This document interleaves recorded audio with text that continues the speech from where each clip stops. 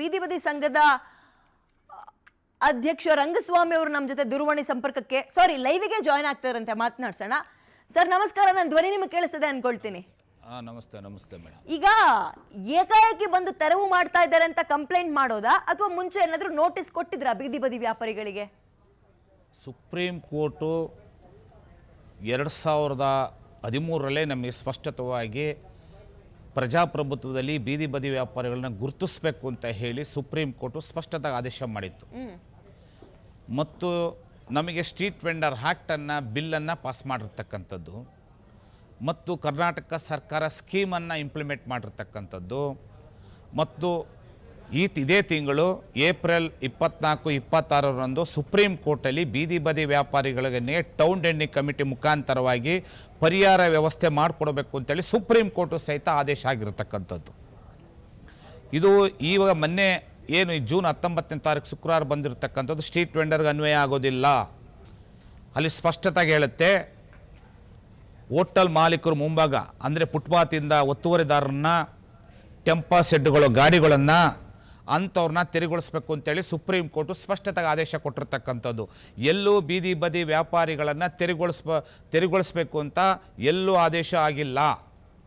ಇದು GB ಅಧಿಕಾರಿಗಳ ಎಡವಟ್ಟದಿಂದ town ಡೆಂಡಿಂಗ್ committee ಮುಖಾಂತರವಾಗಿ ಅವರಿಗೆ ಒಂದು ಟೌನ್ ಡೆಂಡಿಂಗ್ ಕಮಿಟಿ ಇದೆ, ಚುನಾವಣೆ ಆಗುತ್ತೆ, ಆ ಕಮಿಟಿಯಲ್ಲಿ ವೆಂಡಿಂಗ್ ಝೋನ್ಗಳು ಮಾಡಬೇಕು. ವೆಂಡಿಂಗ್ ಝೋನ್ ಮಾಡಿ ಅವರಿಗೆ ಯಾರ್ಯಾರು ಗುರುತಿನ ಚೀಟಿ ಇರ್ತಕ್ಕಂಥವರಿಗೆ ಆ ಫುಡ್ ಝೋನು, ತರಕಾರಿ ಝೋನು ಮತ್ತು ಕ್ಲಾತು ಈ ಥರ ವೆಂಡಿಂಗ್ ಝೋನ್ಗಳನ್ನು ಸ್ಥಿರ ವ್ಯಾಪಾರಿಗೆ ಕೊಡಬೇಕಾಗಿತ್ತು. ಇದುವರೆಗೂ GB ಅವರು ಮಾಡಿಕೊಟ್ಟಿಲ್ಲ.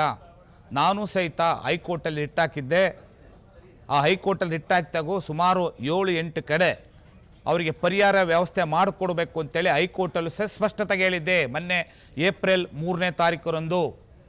ಆದರೆ ಇವತ್ತು ಸಹಿತ GB ಅಧಿಕಾರಿಗಳು ಜಂಟಿ ಆ ಕಮಿಟಿ ಒಳಗಡೆ ಯಾರೂ ಪರಿಹಾರ ವ್ಯವಸ್ಥೆ ವೆಂಡಿಂಗ್ ಝೋನ್ ಮಾಡಿಕೊಟ್ಟಿಲ್ಲ.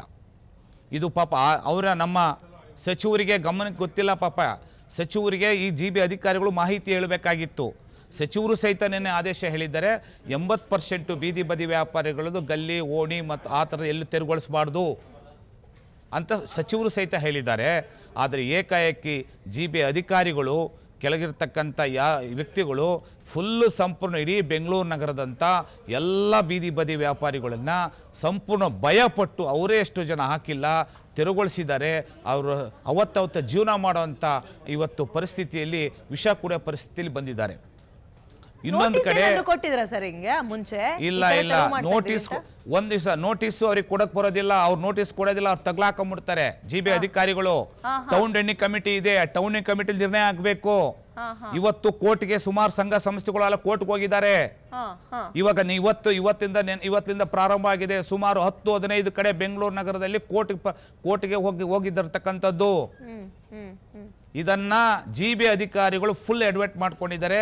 ಮಹೇಶ್ವರ ರಾವ್ ಅವರು ಸಂಪೂರ್ಣವಾಗಿ ಕಾನೂನನ್ನು ಓದ್ಕೋಬೇಕು. ಸ್ಟ್ರೀಟ್ ವೆಂಡರ್ ಆಕ್ಟ್ ಅಡಿಯಲ್ಲಿ ಅವ್ರಿಗೊಂದು ಟೌನ್ ಡೆಂಡಿಂಗ್ ಕಮಿಟಿ ಇದೆ. ಆ ಜಂಟಿ ಆಯುಕ್ತರು ಅಧ್ಯಕ್ಷರಾಗಿರ್ತಾರೆ. ಆ ಕಮಿಟಿಲಿ 21 ಮೆಂಬರ್ಸ್ ಇರ್ತಾರೆ. ಆ ಕಮಿಟಿಲಿ ಒಂದು ಪರಿಹಾರ ವ್ಯವಸ್ಥೆ ಮಾಡಿ ಅಲ್ಲಿಂದ vending zone, no vending zone ಅಂತ ಮಾಡಿಕೊಡ್ಬೇಕಾಗಿತ್ತು.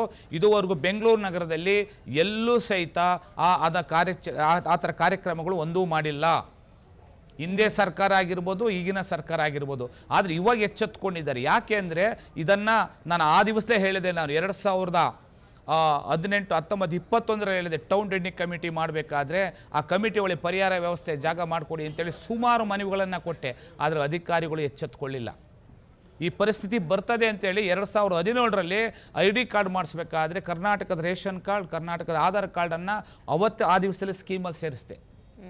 ಆದರೆ ಇವತ್ತು ಅಧಿಕಾರಿಗಳು GB ಅಧಿಕಾರಿಗಳು ಎಡವಟ್ಟಿಯಲ್ಲಿ ಮಾಡಿದ್ದಾರೆ. ಅಂದರೆ ನಮ್ಮ ಸಚಿವರಿಗೆ ಸರಿಯಾಗಿ ಗಮನ ಆ ಆ್ಯಕ್ಟ್ ಬಗ್ಗೆ, ಸ್ಟ್ರೀಟ್ ವೆಂಡರ್ ಆ್ಯಕ್ಟ್ ಬಗ್ಗೆ ಸಂಪೂರ್ಣವಾಗಿ ಮಾಹಿತಿ ಹೇಳಿಲ್ಲ.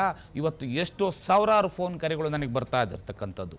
ಆದರೆ ದಯಮಾಡಿ ನಾನು ಹೇಳಕ್ಕೆ ಇಷ್ಟಪಡ್ತೀನಿ, ನಮ್ಮ ಸಚಿವರಿಗೆ ದಯಮಾಡಿ ಬೀದಿ ಬದಿ ವ್ಯಾಪಾರಗಳು ತುಂಬ ಬೇಜಾರಾಗ್ಬಿಟ್ಟಿದ್ದಾರೆ. ಅವರಿಗೆ ಸಂಪೂರ್ಣವಾಗಿ ತಕ್ಷಣದಲ್ಲೇ ಒಂದು ಮೀಟಿಂಗ್ ಕರೆದುಬಿಟ್ಟು ತಕ್ಷಣದಲ್ಲೇ ಎಷ್ಟು ಸಂಘ ಸಂಸ್ಥೆಗಳಿದೆ, ಎಷ್ಟು ಬೀದಿ ಬದಿ ಟೌನ್ ಡೆಂಡಿಂಗ್ ಕಮಿಟಿ ಇದೆ ಬೆಂಗಳೂರು ನಗರದಲ್ಲಿ, ನಿಮ್ಮ ಅಧ್ಯಕ್ಷತೆಯಲ್ಲಿ, ಕೃಷ್ಣ ಬೈರೇಗೌಡರ ಅಧ್ಯಕ್ಷತೆಯಲ್ಲಿ, ನಗರ ಸಚಿವರದಲ್ಲಿ ಒಂದು ಮೀಟಿಂಗನ್ನು ಕರೆದು ಆ ಕಮಿಟಿಯಲ್ಲಿ ಅಪ್ರೂವಲ್ ಪಾಸ್ ಮಾಡಿರ್ತಾರೆ. ನೀವೇ ನಿಮ್ಮ ವಿಸ್ತಾರ ನ್ಯೂಸ್ TV ಮುಖಾಂತರ ಹೇಳಕ್ಕೆ ಇಷ್ಟಪಡ್ತೀನಿ. ಎಷ್ಟೋ ಜನ ಇವತ್ತು ವಿಷ ಕುಡಿಯೋ ಪರಿಸ್ಥಿತಿ ಬಂದಿದ್ದಾರೆ. ಅಂಗವಿಕಲರು, ವಿಧಿವೇರು, ಗೃಹಿಣಿಯರು ಎಲ್ಲ ಅದೇ ಫುಟ್ಪಾತ್ನ ತೆರವು ಮಾಡೋದು ಸಮಸ್ಯೆ ಅಲ್ಲ, ಅವ್ರನ್ನ ಎಲ್ಲಿಗೆ ಕರ್ಕೊಂಡೋಗಿ ಹೆಂಗ್ ನಡೆಸ್ಕೊಳ್ತೀರಿ ಮುಂದಕ್ಕೆ, ಅದಕ್ಕೆ ಯಾವುದೇ ರೀತಿಯ ವ್ಯವಸ್ಥೆನ ಮಾಡ್ಕೊಳ್ಳಿಲ್ವಲ್ಲ, ಇದು ಪ್ರಾಬ್ಲಮ್. ಎಡುಕೊಳ್ತಾ ಸರ್ಕಾರ ಮತ್ತೆ ಅಂತ. Anyway thank you so much ಇಷ್ಟೊತ್ತು PNS ವಿಸ್ತಾರ ಜೊತೆಗೆ ಮಾತಾಡಿದ್ದಕ್ಕೆ.